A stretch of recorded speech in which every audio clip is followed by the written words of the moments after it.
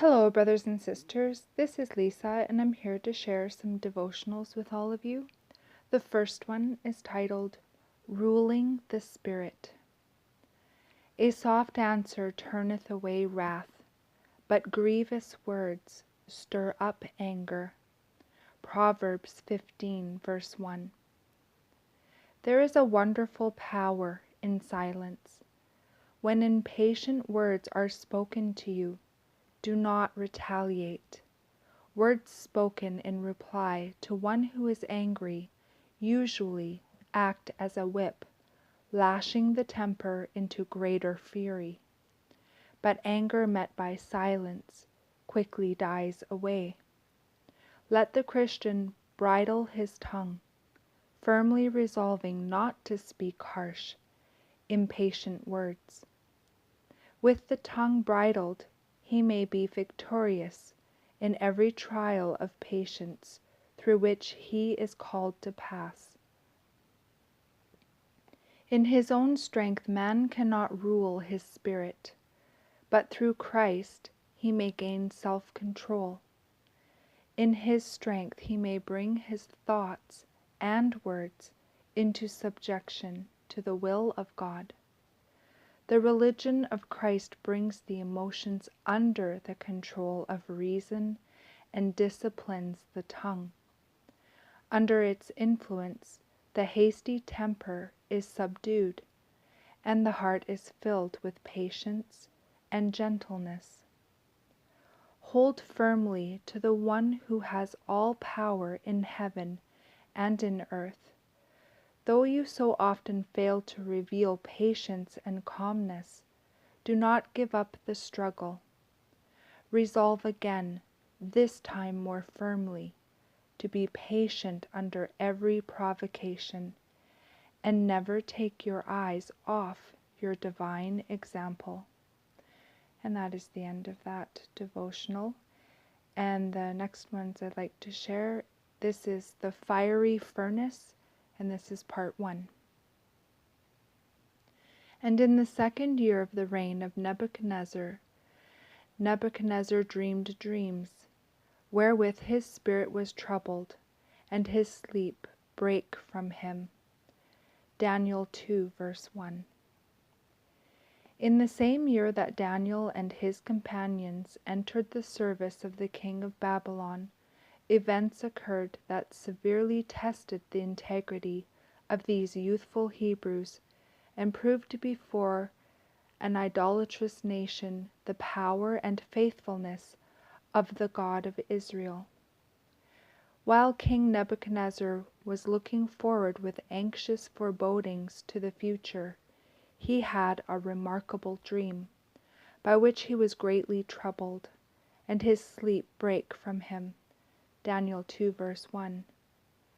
But although this vision of the night made a deep impression on his mind, he found it impossible to recall the particulars. He applied to his astrologers and magicians, and with promises of great wealth and honor commanded them to tell him his dream and its interpretation. But they said, "Tell thy servants the dream, and we will show the interpretation." The king knew that if they could really tell the interpretation, they could tell the dream as well. The Lord had, in his providence, given Nebuchadnezzar this dream, and had caused the particulars to be forgotten, while the fearful impression was left upon his mind, in order to expose the pretensions of the wise men of Babylon. The monarch was very angry, and threatened that they should all be slain if, in a given time, the dream was not made known.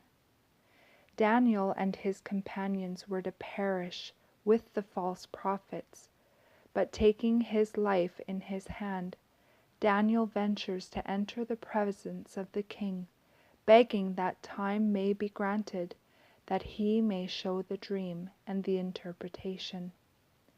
To this request the monarch accedes, And now Daniel gathers his 3 companions, and together they take the matter before God, seeking for wisdom from the source of light and knowledge.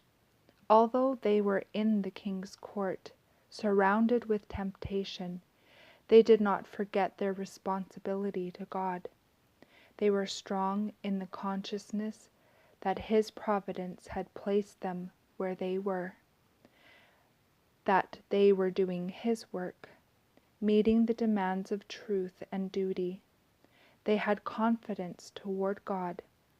They had turned to Him for strength when in perplexity and danger, and He had been to them an ever-present help. And that's the end of that devotional, and this is now part 2 of the fiery furnace, the secret revealed. But there is a God in heaven that revealeth secrets, and maketh known to the king Nebuchadnezzar what shall be in the latter days. Thy dream and the visions of thy head upon thy bed are these.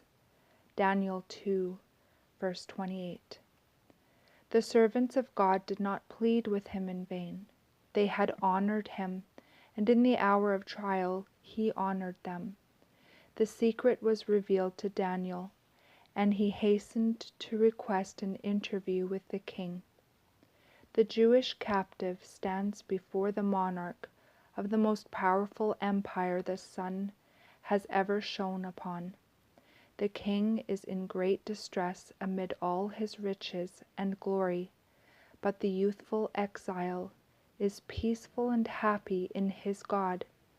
Now, if ever, is the time for Daniel to exalt himself, to make prominent his own goodness and superior wisdom.